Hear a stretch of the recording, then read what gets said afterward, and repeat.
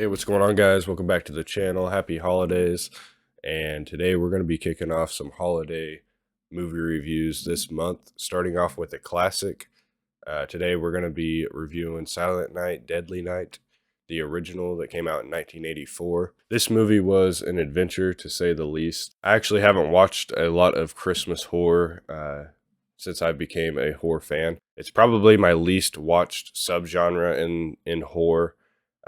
So this was definitely a first time watch for me. I did not know what to expect, and it turned out to be a lot darker and twisted than I expected. This movie was a ride.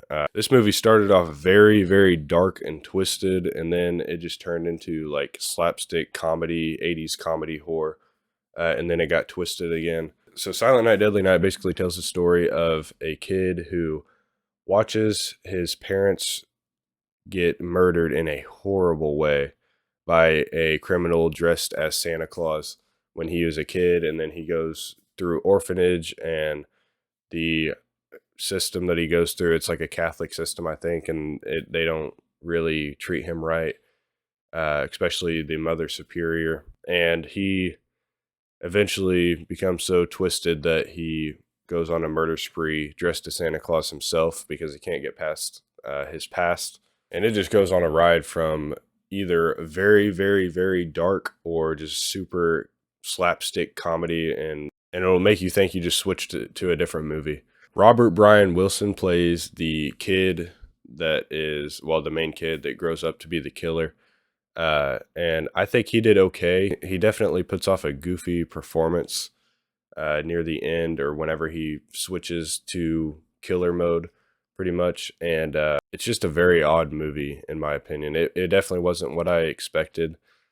The only really standout character that I thought really did good was the Mother Superior character, and that was played by Lillian Chauvin, if I'm saying that correctly. But she actually was a pretty good character actor, in my opinion. And it did have quite a few good scenes. I think whenever they get into the supermarket in the after hours, whenever the killing spree pretty much starts, I think that in itself was like a really good, like almost short film slasher.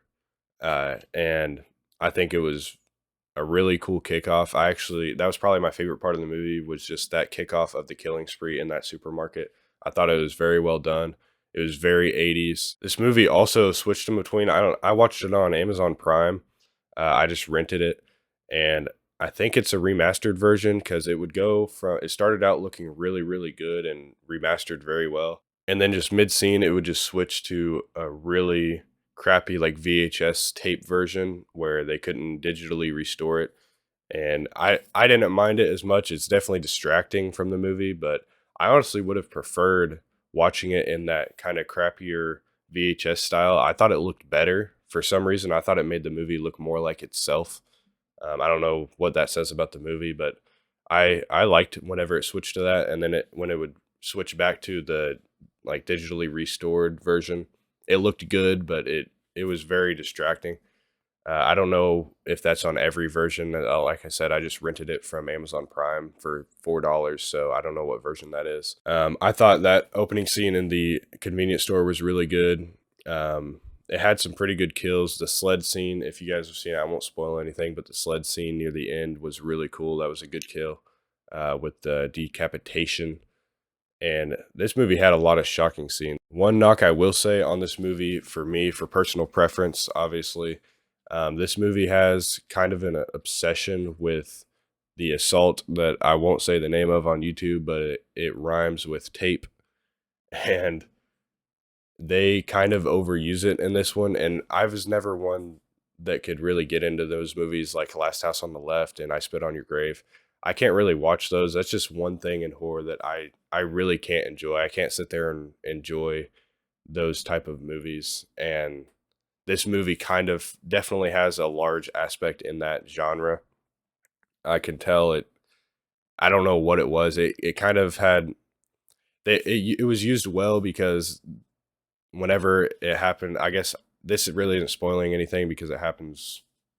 Well, I guess it would spoil the beginning, so I guess I won't say that. But um, it does work with the story because it just really puts on how traumatic of an experience it was for the character of Billy to go through and why it stuck with him all the way to growing up. So I guess I will give it that. If it didn't add that aspect to it, I guess it would be kind of hard to believe that he is still stuck on this years and years later, all the way till he's 18 years old, and then stuck on it so bad that it turns him into a murderer. So I guess that it does kind of work with the story, just personal preference, and especially it being like Christmas. It was definitely a harder watch, and then it also does it in different parts of the movie. It's not just the beginning. There's multiple scenes with that type of assault. But besides those scenes, it was kind of just like a normal 80s slasher, which I love. And I think it was done well, especially like I said, in that supermarket scene. And then later on in that sled scene, it definitely had some bad 80s acting in it. I couldn't get past those, but those that just added on to the comedy that I was talking about. It just made me laugh every time a scene like that came on, and then it would just switch to a really, really dark scene, and it would just snap you right out of it. So that those transitions were really weird throughout the movie, and I wasn't expecting that out of this movie. I honestly thought going in that this was just going to be a regular 80s slasher, that it was just going to be kind of like Friday the 13th esque, but on Christmas, and it definitely wasn't. It was a very unique story, I will give it that. But at the end of the day, it had very forgettable characters. Like I said, the Mother Superior character was really the only one that stood out to me and grabbed my attention. I thought was a good character and very well played. Robert Brian Wilson as Billy was good, but not that great. I actually already know that in the second Silent Night, Deadly Night, the killer, the actor slips my mind, but the killer in that one, it's kind of become the iconic killer from Silent Night, Deadly Night. And I think the second one is held to be a lot better. And it's definitely more known in the horror community just from what I've heard and seen. So I'm curious to what that will be like. But Robert Brian Wilson, he was an okay Billy. Definitely not a killer that will stick in my mind. He was sort of creepy. He put off a good performance at being like mentally disturbed and traumatized. I thought he did decently well at that. But other than that, those are really the only characters that are memorable. Another knock I really have on this movie is how many kids are in the action, and just the traumatizing events that kids witness in this movie. I mean, this movie is literally based around kids being traumatized, and that's not really my favorite. I hate to be like the stingy horror fan, but that kind of stuff just doesn't sit with me well.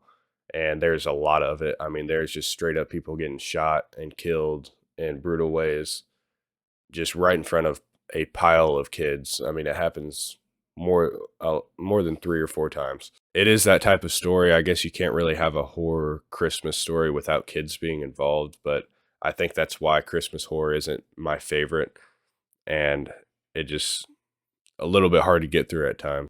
Well, I wouldn't necessarily say it's hard to get through, but it definitely makes me cringe. It's just one of those things that make me cringe in horror movies. There's a few things in horror that makes me cringe, and that is one of them. This movie has the main two that makes me cringe, which is the assault that I was talking about and kids going through traumatic experiences like that. So those are the two things that make me cringe more than anything in horror movies, and this movie has an abundance of both. So that is a knock on it and in itself. But overall, I think I'd give Silent Night, Deadly Night about a 2.5 stars. I have a hard time giving it more than that. It was a pretty okay 80s slasher in that aspect. It had some pretty good Christmas atmosphere as well. But other than that, the story was a little bit lackluster for me. Like I said, those two things that make me cringe that was in the movie in abundance knocks it down for me.